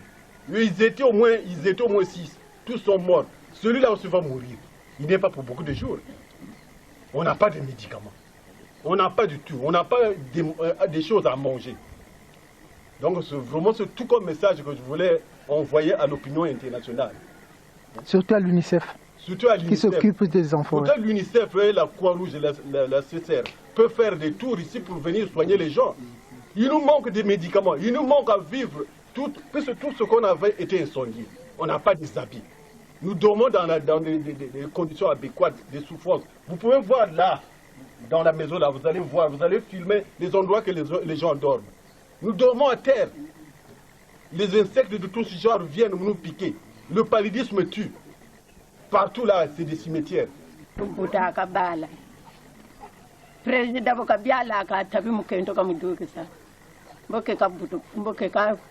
Président. Kabeto vraiment pour le Congo mpashi tutamona ziyo. Bala bakitizaba mikanda kuteka kusumba tusumbami. Mutugala mbongo kulokolo le muviluma kumole na bitanu. Kangana nshadi ambuta yireke. Chantete vote tu votele. Beto butumana tu butuvota akanga atitabaka ba president batutuma mungura luzolo. Kamu lumbu chauchi beto ni tukotele masangi matalo tokokota tusekela katira mamba muntangu ya mvula ubu tutazonda bala katuta dikila bala ko nchiya mukaka ni nsatu njila za kangama kangana president ya mpila moshibuna boto lende yazo lome president ya kuvuka ka vima bya bibote bya benso na bya bibina bya bibote ni president kuyunza abyo kalumbu chibeto mulepule katushira abantu ko batu songe sa nchi ya kaka yoyi kwenda bisi lepule ngati beto tweta gomboka muna kanchanchi yina yilumbulu bantu beto ngati tweta gomboka lepule yi kanchake salu yina ngati bonga kwa kumvama ki kya lepule katushira na jambo ditulenda ta munjala ukotele ku katutavu tulenda ku mbungu ntangu itakete sala tiya kabanami sandi muishi kabamona andi ubamona muishi bawondele kangana bota kete lombo bela na munjale tumanisi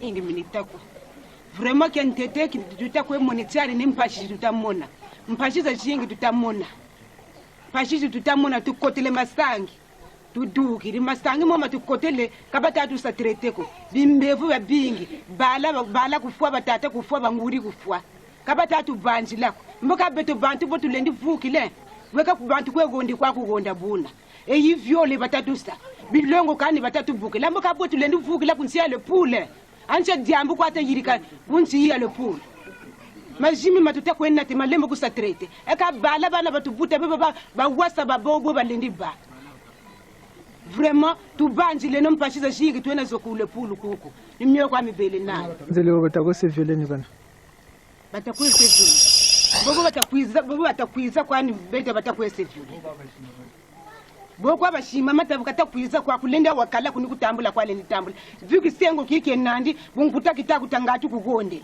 ni kutambula kwa lendi tambula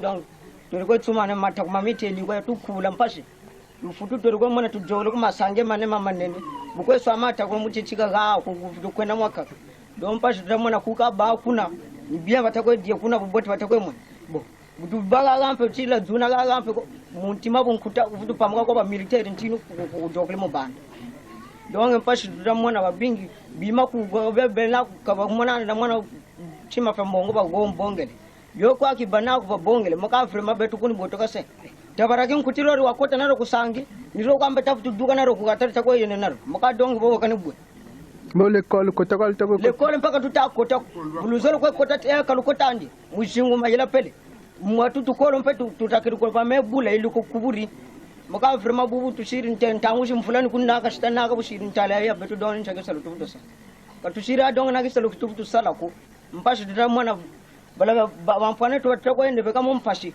tabaraki nkutira rikakota naro kusangini diokwa buka tukampe amsena tike kunempe bakumbaka na chima kunampe babongele maka frema ni botoka sameni myo kwa mibelana mitakwe kuntumikanda myo mitakwe kuntuminere bobe kuna watu kuna bubote watajja bajokele guerre kana muntu weti kuna mu guerre ko ni sekla mu fula fusubu taleno beno biba la bankwala bitamona les petites nattes là que vous voyez, c'est là où les gens dorment partout là. Les gens qui vivaient dans leur village, tous leurs villages sont incendiés, ils sont venus ici, mais maintenant ils dorment dans les endroits malheureux. Toutes les nattes sont brûlées. On souffre. GMSF témoigne, 1998 à 2000.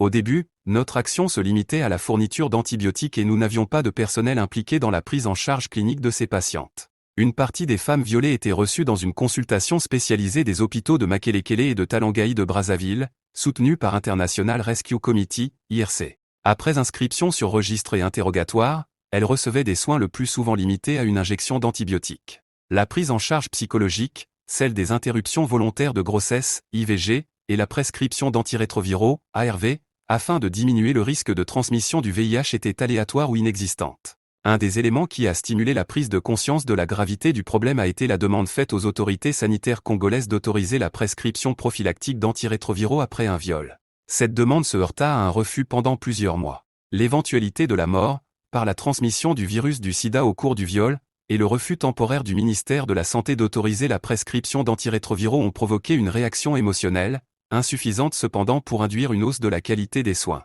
Pour faire reconnaître le besoin d'une amélioration de la prise en charge médicale, le nombre croissant de femmes violées a été l'argument le plus déterminant. Entre mai et décembre 1999, 1300 femmes, petites filles et adolescentes comprises, se sont présentées pour recevoir des soins dans les hôpitaux de Makelekele et Talangaï, Brazzaville, en déclarant avoir été victimes d'un viol. Dans leur majorité, ces viols sont survenus sur la route de Kikala à Brazzaville, surnommé le corridor de la mort par les survivants et le corridor humanitaire par les protagonistes de la guerre civile.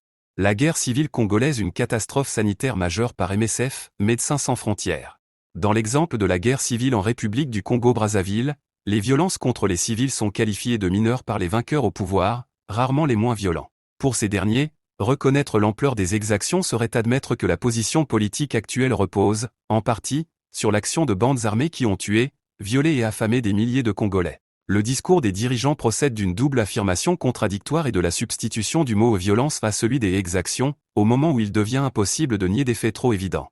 Nous ne sommes pas débordés par nos miliciens, donc pas d'exactions, nulle part. Il y a une attaque des adversaires, donc il y a eu violence. Les faits commencent par être niés ou minimisés. Quand cela s'avère impossible, leur qualification évolue. La violence devient réactive à celle des adversaires et, pour cette raison, sa légitimité est implicitement affirmée, permettant ainsi de dégager ses auteurs de toute responsabilité. Les données statistiques disponibles démentent les propos du vainqueur de la guerre civile du Congo-Brazzaville et confirment, date, lieu, fréquence des événements, que la responsabilité de la violence ne peut pas être attribuée uniquement à l'opposition. Les résultats d'une enquête de mortalité rétrospective, réalisée dans la ville de Midouli, ville de 10 000 habitants de la région du Poul, au sud-ouest de Brazzaville, montrent que 736 personnes, 7%, sont mortes de novembre 1999 à janvier 2000. Pendant cette période, le taux de mortalité est resté supérieur à 5 morts pour 10 000 personnes par jour. D'où à septembre 1999, la prévalence de la malnutrition aiguë sévère, un rapport poids-taille inférieur à 70% de la normale, parmi les enfants de moins de 5 ans accueillis à leur retour à Brazzaville, a varié entre 30 et 40%. Rappelons que, de mai à décembre 1999, 1190 femmes, adolescentes et petites filles se sont présentées aux consultations pour femmes violées de l'hôpital de Makelekele à Brazzaville. Beaucoup de ces viols avaient lieu sur le chemin de retour des déplacés vers Brazzaville. Les routes empruntées étaient alors sous le contrôle des miliciens liés à la présidence congolaise. Le viol, il n'a ni religion, ni culture, ni continent, c'est une arme. Donc on se sert d'une Kalachnikov en Bosnie comme au Soudan, comme en Colombie. On fait la même chose avec le viol. C'est ça qu'il faut bien comprendre.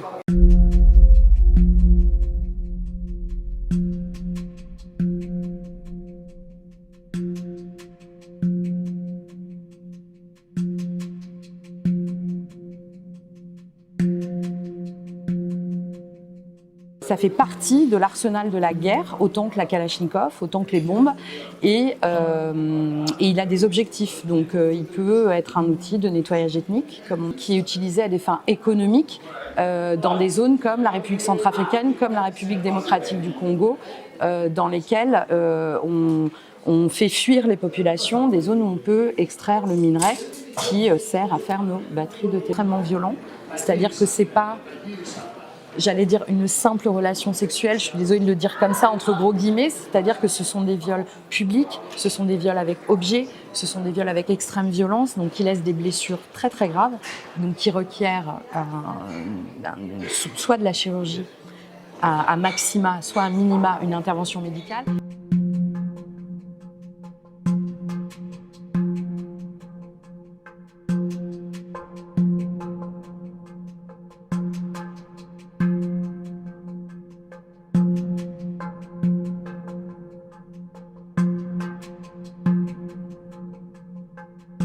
Je pense que les auteurs de crimes, ils savent qu'ils ont, entre guillemets, plus de chances de s'en sortir s'ils violent que s'ils torturent ou s'ils tuent. Et je pense que c'est ça qui fait que l'arme devient un peu exponentielle. Parce qu'aujourd'hui, il n'y a pas un seul conflit où elle n'est pas utilisée. Donc ça, c'est important aussi. Donc ça veut dire qu'il se passe quelque chose. Ça veut dire que c'est une arme qui n'est pas assez condamnée, parce que si c'était le cas, elle ne serait pas aussi utilisée que ça.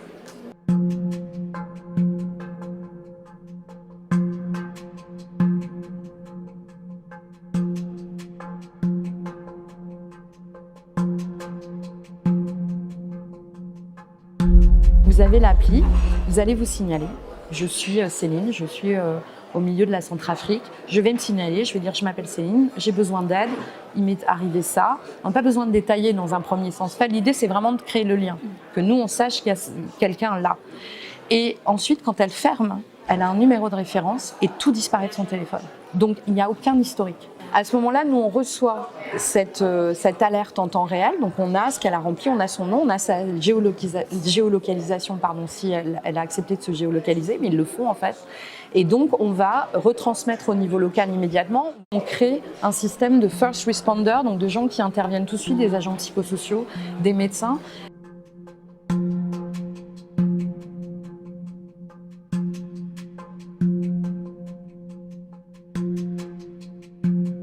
Ça leur permet à elles de ne plus être interrogées 150 fois. On leur demande 150 000 fois de raconter leur histoire. Et il y a une chose qui est très importante, et là qui est très liée à mon métier, c'est qu'il y a un très fort trauma qui est lié aux violences sexuelles et qu'on vit d'ailleurs aussi au niveau national, le viol de droit commun, ce qu'on appelle en droit. C'est la même chose, c'est-à-dire que sur le coup, il y a un trauma évidemment très violent, mais les victimes se souviennent de beaucoup de choses.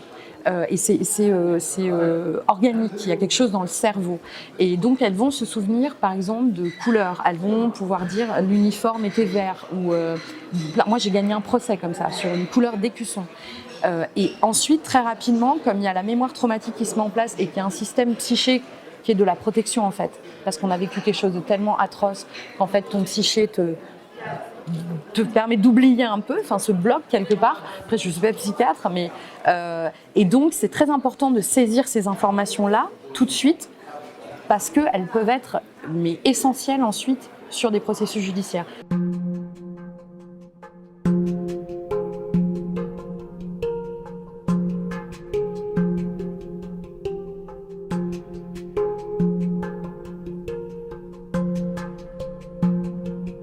Le viol est un élément constitutif de crimes de guerre, de crimes contre l'humanité et de génocide. On le sait depuis longtemps, il y a eu des condamnations au Rwanda, donc il n'y a rien à inventer juridiquement. On arrête aussi, on parle des lois, des conventions, je ne sais pas quoi, on s'en fout. On n'a pas besoin de traiter, on n'a pas besoin de loi, on n'a pas besoin de ça, on a besoin d'appliquer. Donc c'est ça qu'il faut faire. Nous sommes les morts sans sépulture de toutes les batailles du Pool. Dans les noirs trous entassés sous un ciel de mitraille. Morts sur le bord d'une rivière, en une agonie lente, agressés par la pluie froide qui perce les quelques feuilles qui nous servent de toit. Nous n'avons pas connu l'ivresse des soirées douces en famille depuis plus de 20 ans mais seulement l'horreur et le sang de la tuerie derrière. Nous sommes les morts sans sépulture de toutes les batailles du Pool. Nous n'avons pas connu les cloches de la paix, mais seulement l'âpre voix de la mitraille sifflant à nos oreilles. Nous sommes les morts sans nom et sans visage, perdus dans les fosses communes et dont les os mêlés n'ont plus même de village. Nous dormons côte à côte avec nos pères, mères, frères, sœurs, cousins et voisins. Nous avons fécondé tous les sols de notre sang, et les vêtements rougis de sang ont perdu leur couleur pour la couleur de la terre. Nous sommes les morts des bombardements aériens, là-haut dans les étoiles. Nous avons vu la mort comme un grand oiseau noir, et le fer et le feu ont tordu nos entrailles. Nous sommes les morts sans cercueil obscur en bois de chez nous et les ensevelis des grandes pelletées de terre qui s'infiltrent dans tous les orifices de notre corps. Nous n'avons pas connu la douceur de la terre recevant ceux qui arrivent naturellement au rendez-vous programmé de la mort. Nous resterons, éternelles épaves, prisonniers de cette fosse dans laquelle nous sommes à l'étroit. et sans cesse inondés de boue. Nous sommes les morts sans linceul, les traqués, les fusillés ou les bombardés dans la pâleur de l'aube, ou tombés, lamentables, épuisés, torturés, les damnés de la terre, ceux qui sont morts de froid et de faim, de misère et de coups. Nous sommes les morts dans le vent des plaines, pour une guerre étrangère à nos êtres et qui nous extermine, sans même le son rassurant des cris de protestation. Nous sommes les morts dans le fracas assourdissant des armes lourdes, les morts des lâches embuscades, poignardés derrière, les morts assassinés dans les villages, au bord de la rivière ou des forêts sombres et humides. Nous sommes les morts des horizons sanglants de notre douce région. Nous sommes les morts de toutes les batailles, pour qui ne sonne pas le glas des services funèbres et l'envol des chants de veillée, ceux aussi qu'on oublie dans l'obscurité des bois à la lisière des villages. Et lorsque vous venez sur les terres du Poul, c'est nous tous qui sommes là et dormons dans le silence des fosses communes, et c'est nous qui restons les vivants éternels qui vont interpeller les assassins mais aussi les silencieux et les monnayeurs des cadavres pour quelques avantages. Nous sommes les morts de toutes les batailles du Poul, morts pour ce que nous sommes et non pour ce que nous avons fait. Nous sommes les morts du Poul. David Londy.